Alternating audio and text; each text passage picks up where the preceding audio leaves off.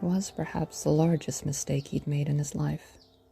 His intention was not to kill the woman, merely to hurt her. He had been seeing her for some time and had, despite not particularly caring about her as a person, developed some manner of attachment to her in their incessant lovemaking. It didn't cross his mind that she might ever abandon him.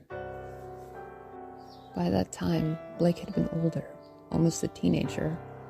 The woman was really just a teen herself, but in the church she was considered an adult.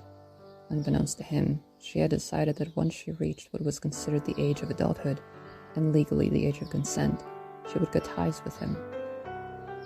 As she explained her decision, explained her reasoning, he felt the anger and rage growing inside him. She had ended her speech by telling him that originally she had intended to simply disappear from his life, and at most leave him a note. But as the years went by, according to her, he seemed to calm down a little. His anger seemed to subside. He didn't hear her at first. The woman whose name he never even knew tried to scream. They were far away from everyone, at a place where they regularly met to sneak away from the crowds of people who would undoubtedly judge them. Blake felt his mind go blank, and the world around him was a blinding white for what felt like only a few moments. When he came to, his hands were around the woman's throat, and her head was under the water. She wasn't moving. He removed his shaking hands, looked at them in shock and confusion. He thought hard about what had happened, tried to remember what she had said that made him so angry. He stayed at the lake for a long time, staring at her, little by little remembering what it was she had told him. It struck him then that she had been right. Only a year ago, if she had done the same thing, he would undoubtedly have murdered her deliberately and felt no remorse or shame for it. In fact, he was sure of it. He really was, even if only little by little, getting better, and the only person who had cared enough to notice was now dead by his own hands. Blake made up his mind to keep track of his progress as far and as much as possible, though he had no idea what his eventual goal was. Regardless, it was now the dominating thought of his mind, to make progress, to move forward, to do and be better. To what end, he decided he would only find out once he got there. As if by fate, his next lecture from the man was on the topic of innocence, the topic of children and God's view of them. He looked serious all through the long lecture, and the man had begun to wonder whether he really had chosen the right subject matter. He could have sworn that a voice whispered in his ear that this was what the boy needed to hear, more than anything. But Blake, in spite of almost always paying perfect attention to everything being said during these lectures, seemed distracted. The man had always tried to remain neutral in his approach to the child, knowing that any sign of affection or caring would be seen as a weakness, something Blake would no doubt try to take advantage of. But seeing him so distant and disconsolate made the man break. "What troubles you, son?" he eventually asked.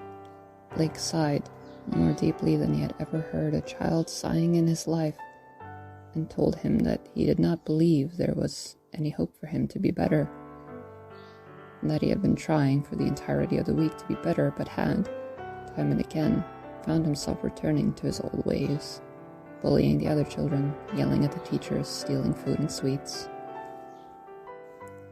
The priest listened, carefully, baffled.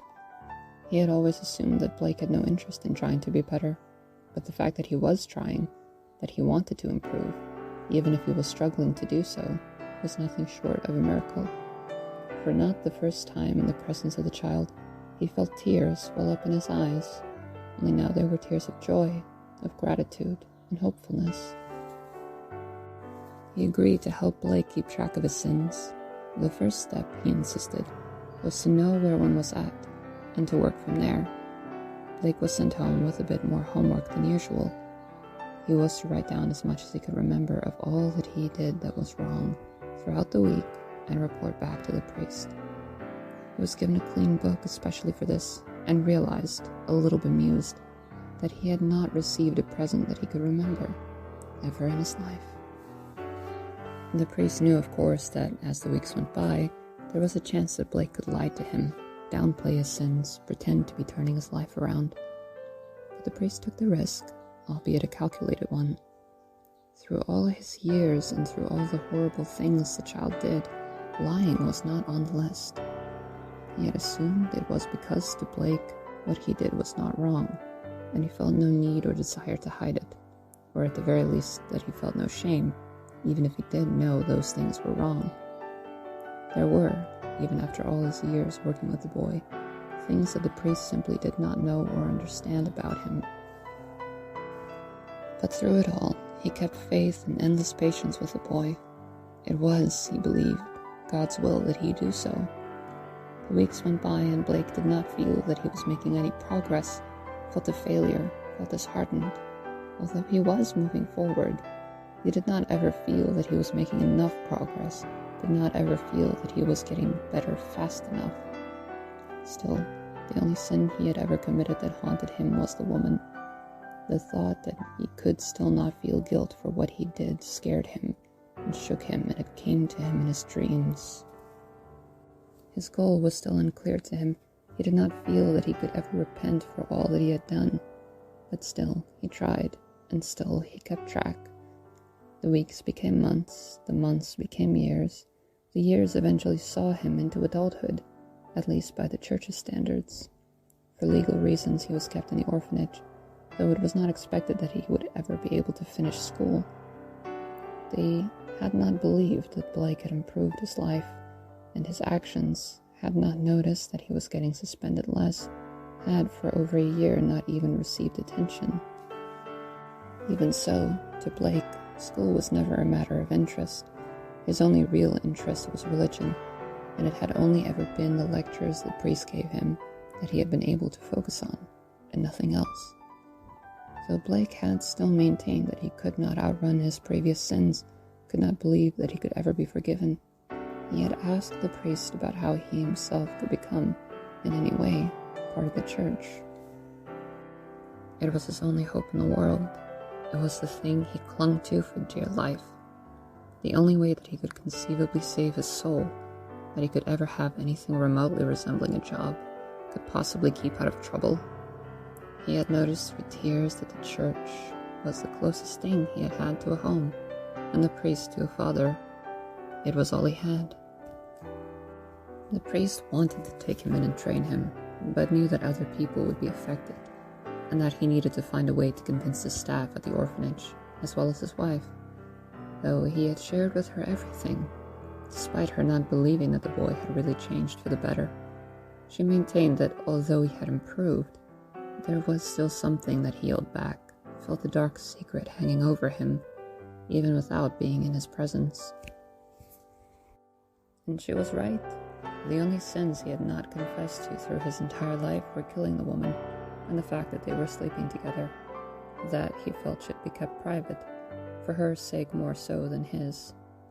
But he knew that one day the truth would have to come out, and felt a growing anxiety about it the older he got, and finally broke down when he heard the man telling him that he could not become a priest. For the first time in his life, he sobbed miserably in front of his lifelong teacher, who could not but take pity on him. For the first time since he was a baby, Blake felt arms around him, and he sobbed into the priest's shirt and felt all of his strength abandon him as he cried and cried. The priest did what little he could to comfort him, and in the end made a promise that he would talk to the bishop about the possibility of Blake becoming a friar. It wasn't what he'd been aiming for, but it was enough of a comfort to get him to stop crying, and little by little calm down enough to go back to the orphanage for the day. Then he told Blake, almost to his own surprise, that he wanted him to meet his wife. That night, for the first time in his life, Blake prayed. He had not done so through all his years in Sunday school, through his time keeping track of his sins, working with the priest to try and be a better person. He had always assumed it was pointless. But that evening he simply had no idea what to do elsewise. On his knees, eyes closed, beginning to cry again, he heard a voice letting him know that he would be granted the position of friar, but only if he confessed what he did to Lisa. Lisa, he heard himself say. That's how he knew it was real. But the next day, when telling the truth for the first time about Lisa, the priest knew who he was talking about. At long last, they made their decision. The other children, who were no longer children but young adults, did not know what happened to Blake. People tended not to question it when members of the orphanage disappeared, Lisa included. Years upon years later, they still did not see him, though he was there, hidden away from everyone, in the back of the church, praying at all hours of his waking life. In the end, the priest passed away. The new friar boy was confused at the idea that Blake should not take his place, despite clearly being the best suited for the job. Though he rarely spoke to anyone by that time, he lived out his life in silence and solitude. He only ever spoke to pray now. Every day, Lisa haunted him a little less. He still kept track of his sins, though now they were only in his mind. Things he thought of doing, realized were wrong, decided not to do. He had no doubt now that he had made progress after all, though he still did not believe that his mission was over.